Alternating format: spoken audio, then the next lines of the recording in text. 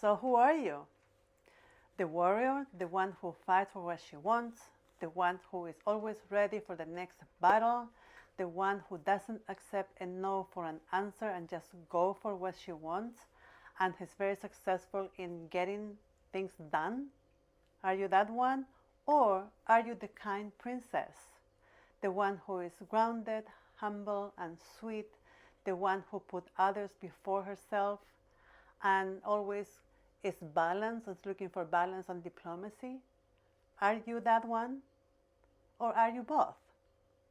Well, probably you are both. But if you feel that these two parts of yourself that gets into conflict because you feel like they're in opposition, that they create confusion in your life, they create you to not be able to take action, that is kind of you get into a place of hesitation and doubt, and actually you end up very confused.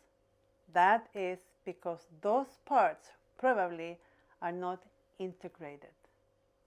How that happened? Well, let me tell you. The self is that notion of unity. So we come to the world as babies with this very intact self. But experiences like childhood trauma, and we talk about trauma, we're not talking about like huge events or tragedies or big things like abuse, neglect, or anything like that.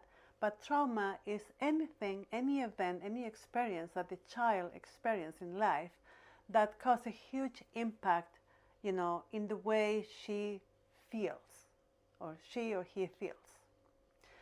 And if we as children having that experience, we don't have any adult, any person who feels safe for us to help us to process that experience, to make sense of it and resolve it in a certain way, as a defense mechanism, our mind splits.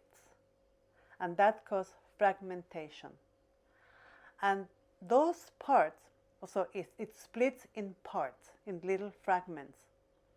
And those fragments, it's like they start playing a role in our life. I'm going to give you an example. When I was little, before I started going to school, I was very safe in a very contained environment, at home. And when I started going to school, after a while, in this very totally unfamiliar environment at the beginning, there was this little boy who used to, push me, or and he was pulling my hair. Every time he saw me, he will come to me and pull my hair. Of course, that was very, stressful for me because I was a very sensitive little girl, kind of shy, and I didn't know what to do. So I remember going back home and telling my grandma, I was living with my grandmother then, and I explained what happened, and she decided to talk to the teacher, and the teacher said, "Why don't you give her a haircut?" Imagine that solution. Of course, my grandma was not going to do that, but my issue, my problem with this boy, kept unresolved. And then I remember my father said, "You need to learn how to fight and protect yourself."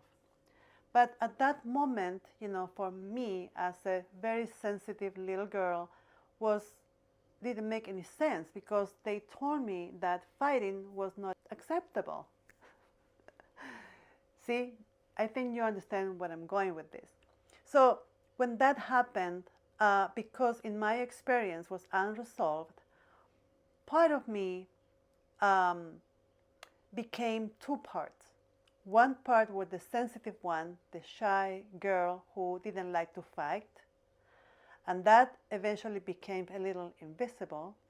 And then another part, emerged that was like a warrior, but in my case was more like a rebel. So I became always, I would express my opinions. I would tell people what I think about things and even about them. I became, like a very, totally the opposite of the sensitive one. And I learned by experience that becoming the rebel or the warrior was very successful because I became respected. People will see me and hear me. So that aspect of myself became dominant. Well, very useful in my life.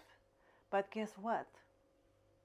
The problems start when I start having relationships because I approach relationships as a warrior. And of course, you understand that doesn't work.